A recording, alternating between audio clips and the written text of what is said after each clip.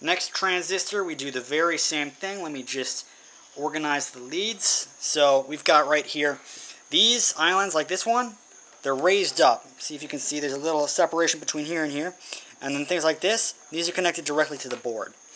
So what I'm doing right now, I bent the leads in the wrong direction. Hold on.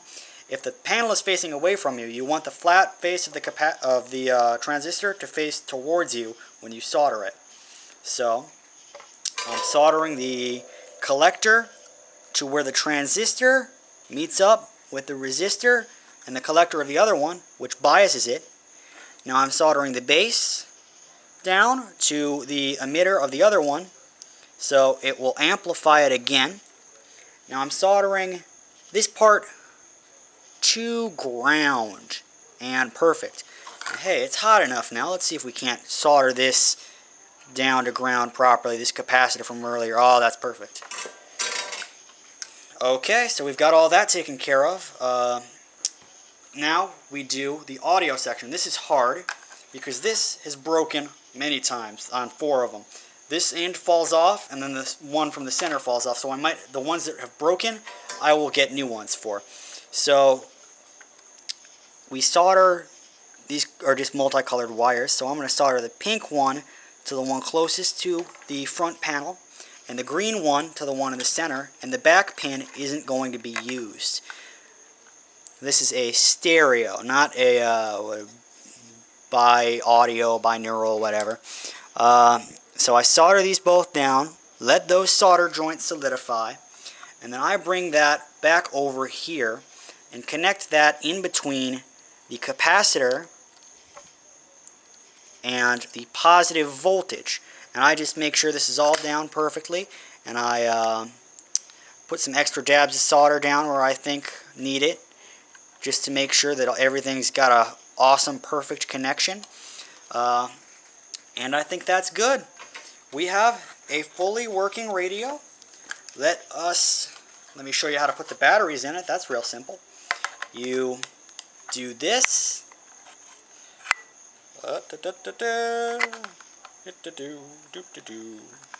Take the screw out, open it up, and we've got some batteries right over here from the camera because they run out real fast, and that's the perfect operating voltage for these. Put them in here. And what's interesting about this radio is the battery switch that says on off, you can leave that on all the time because the actual switch is found in the audio plug, because it's not connected to ground, it's connected between the voltage supply. Although I'd still turn it off just to be careful. But for right now, we're going to be testing it, so that's on. Perfect. Connected right there. Now let me just take this outside and see if it works.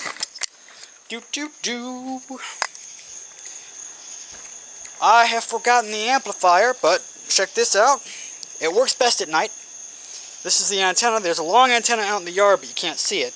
Maybe 20 feet, just strung over a tree branch. Connect that right here. This alligator clip is busted. Alright, let's go get the amplifier so you guys can hear it perfectly.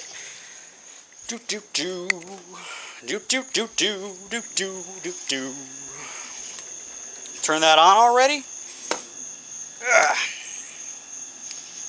Green audio plug goes right here. All the way up. Weird logic, but that's how it works. But the reason I mention it is it shows that surveillance. The gospel station. News station.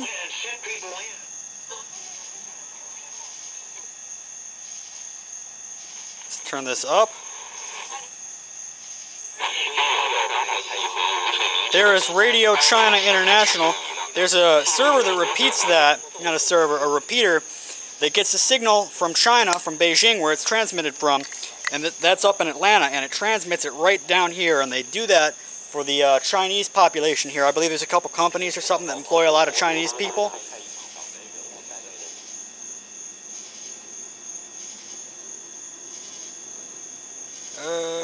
Hard to tune without a knob.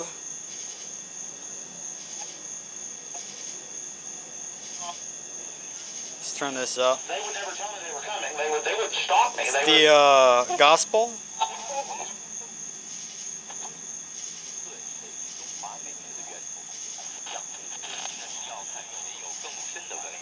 More Radio China.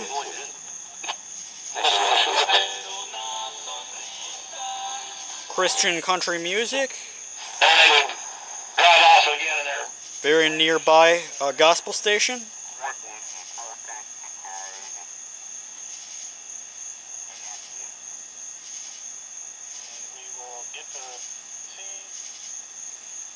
I can't pick up Radio Havana, Cuba on this one, but I'm sure I can if I tune a little while longer.